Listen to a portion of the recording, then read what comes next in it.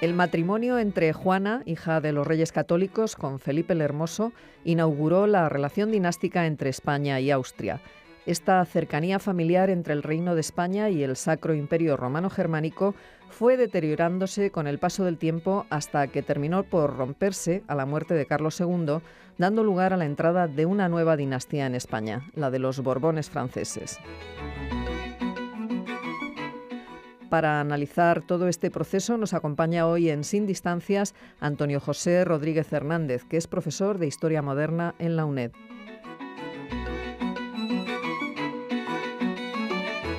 Antonio José, muy buenos días y bienvenido a Sin Distancias. Buenos días. Bueno, siempre hemos estudiado en la escuela la llegada de los Austrias y ese comienzo de la era dorada en España. Pero ¿podrías ponernos en situación y recordarnos un poco cómo empezó todo? España y Austria habían unido sus destinos a través de la política matrimonial hábilmente planeada por los Reyes Católicos y que por un azar del destino hizo que en una misma persona se reuniera la herencia de sus 4 abuelos. Como todos sabemos, ese fue Carlos I de España, o también conocido como el emperador Carlos V de Alemania. Carlos V llegó a ser rey de España y el emperador, pero retirado en Yuste fue consciente del enorme peso que era para una sola persona ceñir en su cabeza las coronas de España y el imperio, por los enormes problemas que ambos cargos conllevaban, lo que le había dado innumerables preocupaciones en su vida. Por ello, Carlos decidió dividir la herencia en 2 partes, para aliviar el peso que traspasaba a su hijo. Por un lado, la monarquía hispánica, cada vez más extensa y poderosa, quedaría en manos de Felipe II, mientras que la corona imperial era ceñida por su hermano Fernando, una persona más madura y un experimentado político. Carlos dejó el gobierno del Sacro Imperio Germánico en manos de su hermano, que había sido nombrado rey de romanos. Debemos recordar que esta era la condición previa para ser emperador, ya que el cargo de emperador era electivo. Y, de facto, Fernando había ejercido el control político de Alemania en los últimos años. De hecho, la paz religiosa de Habsburgo, de 1555, fue en gran parte obra suya. Antonio, háblanos del personaje. ¿Quién era Fernando I de Habsburgo? En muchos casos, en los libros de historia solo aparece el hermano del emperador cuando se menciona la herencia del mismo.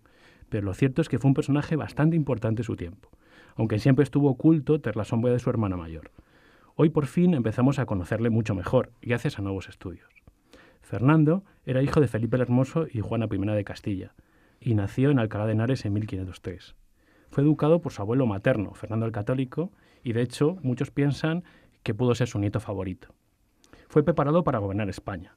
Su abuelo se implicó personalmente en su educación, ya que Juana su madre insistió muy rápidamente en regresar a Bruselas, donde estaba su marido y sus 3 hijos mayores, dejando al bebé en manos de sus abuelos. De hecho, siempre se ha comentado ese paradigma de que fue educado a la española, al contrario que su hermano, educado en Flandes, pero que por circunstancias familiares acabó siendo el archiduque de Austria. La juventud de Fernando no fue fácil, ya que su hermano Carlos, que heredó el trono, consideró oportuno alejarle de España nada más hacerse cargo del gobierno, ante los muchos apoyos que tenían de la nobleza castellana. Temores normales en aquella época y que no nos deben extrañar. De hecho, el testamento de Isabel la Católica le concedía varias rentas propias de un infante de Castilla y le otorgaba una casa propia. Pero sin duda la figura que más influyó en Fernando fue su abuelo, Fernando, también, que se implicó en profundidad en la educación del niño y al que trató de transmitir sus conocimientos sobre el arte de gobernar. A mediados de 1508, una crónica dice que el abuelo y el nieto compartieron un viaje por Andalucía, donde dejaron muchas muestras públicas de complicidad entre ambos. Incluso el rey católico escribió en un testamento secreto en 1512 otorgando a Fernando el gobierno de España hasta la llegada del nuevo rey, su hermano Carlos. Pero temiendo las concesiones que pudieran enfrentar a los 2 hermanos, el rey católico pactó poco después con Adriano de Utrecht, el mentor de Carlos, la salida de España de Fernando, que tras su muerte, la muerte de Fernando el Católico, abandonaría el país en 1516 rumbo a Flandes. Fernando encontró fuertes recelos en la corte de su hermano por su alta popularidad. No deja de ser lógico, ya que, como escribieron algunos cronistas, muchos veían en Fernando un rey natural, educado en España, frente a su hermano Carlos, que era visto como un rey extranjero. Pese a ello, no parece que hubiera rencor entre ambos hermanos, que si bien no habían convivido mucho, con el tiempo colaborarían activamente entre sí para intentar solucionar los problemas religiosos que atravesaba la cristiandad.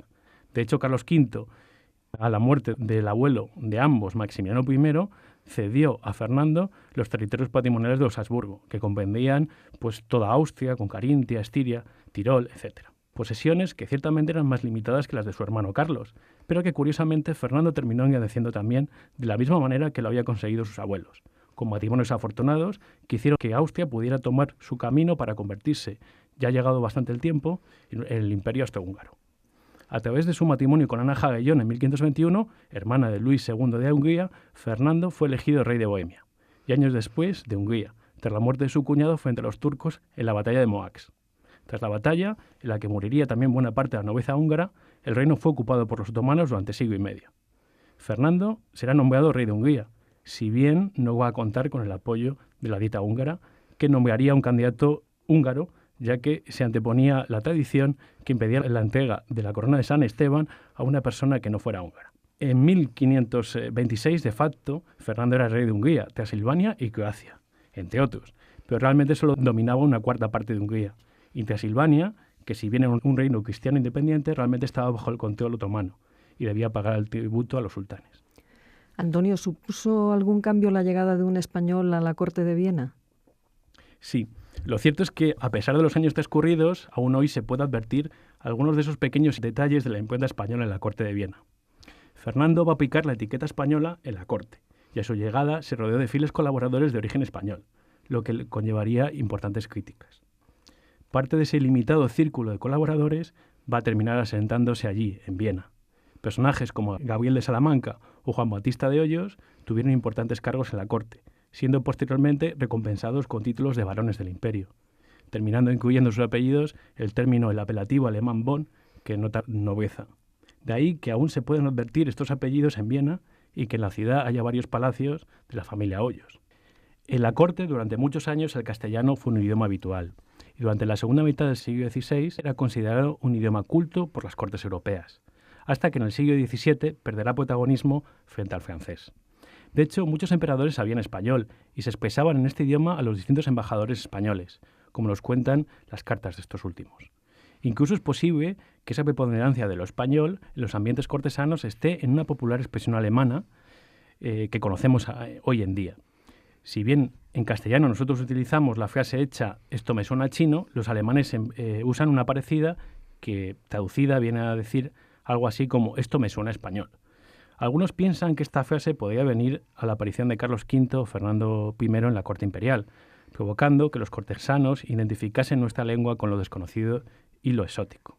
De hecho, esta frase podía ser interpretada en el contexto de los cortesanos de la época que identificaban la etiqueta, la vestimenta o alguna frase que veían algo extraño, como «esto debe ser español». Algunos piensan que esta frase viene del siglo XIX, cuando el escritor romántico alemán Goethe la introduciría en alguno de sus textos. Pero bueno, también es muy posible que el origen estuviera aquí, en la corte de Viena. Incluso un edificio paradigmático de Viena, la famosa Escuela Española de Equitación, fundada en el siglo XVI, nos recuerda las relaciones entre ambos países. El nombre deriva de que en un principio los caballos utilizados eran de la raza española, famosos por su calidad y por estar muy dotados para la doma. El edificio que hoy podemos ver en Viena data de comienzos del XVIII, pero los orígenes de la escuela son anteriores. Antonio, entonces, ¿se podría decir que desde la coronación de Fernando I como emperador las relaciones entre España y Austria fueron muy buenas, ¿no? En cierta manera sí, pero lo cierto es que muy pronto, como ocurre también en las familias de hoy en día, distintas tensiones comenzaron a advertirse, casi todas relacionadas con cuestiones habituales como las aspiraciones a heredar o el dinero, ya que se podría decir incluso que los Habsburgos de Viena veían a sus primos de Madrid como los ricos ante las riquezas de su imperio transoceánico. El posicionamiento de las herencias siempre generó controversias. Incluso antes de morir Carlos V, este deseó que su hijo fuera nombrado como aspirante a la corona imperial, y desde su retiro extremeño intentó conseguir que Felipe II fuera nombrado rey de romanos, abriéndose una herida que se suponía cerrada. Como es evidente, Fernando I pretendía que su hijo, el futuro Maximiliano II, fuera quien se hiciese cargo de la corona imperial, y al final realmente lo consiguió. La tensión bilateral no duró demasiado, pero influyó en que el imperio no prestara ayuda a España en la siguiente guerra con Francia. En general, los lazos entre las dos ramas Habsburgo continuaron siendo fuertes hasta el final de la dinastía en nuestro país, debido a los matrimonios y a la continua correspondencia. También es cierto que muchos segundones de la rama austriaca tuvieron altos cargos en la administración española, llegando a ser gobernadores de los Países Bajos, por ejemplo. Incluso el futuro emperador Maximiliano II fue regente de España en 1551, mientras Felipe II viajaba por Europa. manteniendo ambos primos cierta amistad. Fue corriente que muchos archiduques se formaran en el entorno de la corte madrileña, como varios de los hijos de Maximiliano II, entre ellos Rodolfo II, también emperador, que llegó a afirmar que el castellano era la lengua en la que se sentía más cómodo. Bueno, pero si las relaciones bilaterales eran tan cercanas como acabas de contarnos, ¿qué fue lo que ocurrió en la segunda mitad del siglo XVII como para que los Habsburgo no heredaran el trono español? La muerte de Felipe IV, en 1665, había dejado el trono español en manos de un niño, Carlos II el hechizado, que parecía poderse morir en cualquier momento. La ambición dinástica volvería a sobrevolar las relaciones entre España y Austria, sobre todo alentada por los primeros ministros imperiales, que animaban al joven Leopoldo sobre sus derechos a heredar la corona española, al mismo tiempo que algunos de ellos, pues franceses, le convencieron de que era mejor llevar buenas relaciones con Francia, la potencia emergente de ese momento, si bien esto contradecía los postulados tradicionales marcados por los austrias españoles, embarcados en una lucha casi total contra la Francia de Luis XIV, que tenía el dominio europeo. Un hecho decisivo va a ocurrir en mayo de 1667, cuando los franceses invaden los Países Bajos, alegando unas reclamaciones algo dudosas. El resto de las grandes potencias se posicionarán, formando la Triple Alianza, pero Leopoldo, con el imperio tras él, no se posicionó. Quedó siempre al margen de las súplicas llegadas de Madrid. A pesar de muchos de sus consejeros, Leopoldo no solo no prestó ayuda a su tradicional aliado y pariente, sino que pactó en secreto con Luis XIV el reparto de la herencia que dejaría a Carlos II si moría sin sucesión, pactando en 1668 el primer tratado secreto de partición. La cercanía entre París y Viena no va a durar demasiado, siendo muchos hechos los que dictaron el cambio de tendencia. Por un lado, porque los franceses se mostraron algo civilinos, pactando con los rebeldes húngaros, además de que el agresivo imperialismo francés, cimentado en la guerra militar, no dejaba demasiado espacio a la diplomacia. Con la invasión de Holanda en 1672 y después de ocupar el feudo imperial de Lorena en 1670, Leopoldo no tenía motivos para continuar siendo aliado de Francia. El emperador terminará apoyando tardíamente la alianza internacional que combatía a los franceses, pero su contribución siempre se vio mermada por las exigencias económicas. Negociaciones que para incluir al emperador en el bando aliado y sacarle así de su indecisión fueron largas y tensas, estando pegadas de injerencias externas, ya que incluso a finales de 1672 el emperador volvía a firmar un tratado secreto con Francia, a la que aseguraba neutralidad del imperio en caso de guerra. En 1673 se reanudarán las negociaciones, arrancando el embajador español un definitivo compromiso del emperador, que a cambio de importantes subsidios económicos de España y Holanda movilizaba su ejército. Dinero que nuevamente sería la clave de la intervención imperial. Pero el problema fue que durante la mayor parte del reinado de Carlos II, el emperador actuó en ocasiones más como un soldado mercenario, que sin paga no lucha, que como un fiel aliado y pariente de la monarquía, vendiendo cara a su fidelidad. A lo largo del reinado del último rey de los Austrias, debido a la debilidad política y militar, España necesitó más que nunca la ayuda imperial en compensación a los favores y el dinero enviado a Viena durante la Guerra de los 30 años. Pero lo cierto es que no fueron demasiados los reclutas obtenidos en los feudos imperiales y tampoco fueron muchos los ejércitos imperiales que lucharon para defender las posesiones españolas en Europa. En general, a lo largo de la segunda mitad del XVII, las políticas imperiales van a girar en torno a la resolución de sus problemas y la reconquista de Hungría, siendo el emperador bastante inteligente en su política de recibir mucho dando poco. Pero esta actitud minará sus apoyos en la corte española. Y durante la regencia de Carlos II, si bien la influencia imperial fue clara, pese a su escasa voluntad de apoyar a España, sucediéndose las concesiones españolas debido al influjo que tenía el emperador sobre su hermana, la reina regente. Después, pocos años después, en 1670, las cosas cambiarán por múltiples factores, como la elección de una princesa francesa como esposa de Carlos II en 1679, pese a que la candidata mejor situada hasta el momento era la propia hija del emperador. Los españoles intentaron tener siempre de su parte al emperador en los conflictos contra Francia, ofreciendo dinero, pero en pocas ocasiones fueron compensados con la colaboración militar que pretendían en contrapartida a ese dinero.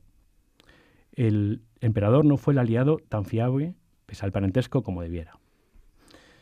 El emperador siempre ganó en esa política interesada, pero a la larga perdió, ya que todos estos factores seguramente influyeron a la hora de resolver la herencia de Carlos II, actuando esta actitud en contra de los intereses de Leopoldo. El emperador se sentó a la espera de la sucesión de Carlos II como si se tratase de una fruta madura que caería por su propio peso, sin actuar en favor de España para reafirmar sus aspiraciones. Las consecuencias de esta política fueron el fin de la hegemonía de los Habsburgo sobre Europa y la pérdida de confianza de España en el imperio, lo que finalmente ayudó a que un Borbón asumiera por fin el trono de la monarquía española. Las relaciones entre España y el emperador durante la segunda mitad del siglo XVII, de la cercanía dinástica al alejamiento político. Antonio José Rodríguez Hernández, profesor de Historia Moderna en la UNED, muchísimas gracias por habernos acompañado hoy en Sin Distancias. Gracias a vosotros.